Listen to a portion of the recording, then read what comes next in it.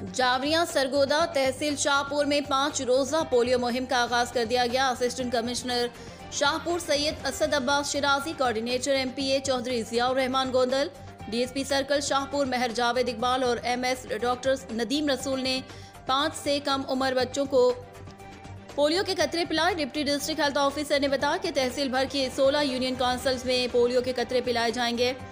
50,550 बच्चों को पोलियो के कतरे पिलाने का टोटल टारगेट है। इसके लिए 2028 टीमें तश्कील दे दी गई हैं, जिनमें 206 मोबाइल टीमें शामिल हैं, 16 फिक्स, 5 ट्रांजिट, 1 रोमिंग टीम शामिल है।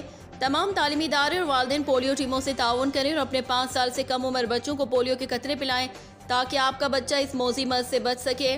रिपोर्ट जफर अब्बास, तहसील रिपोर्टर, शाहपुर, जावरिया।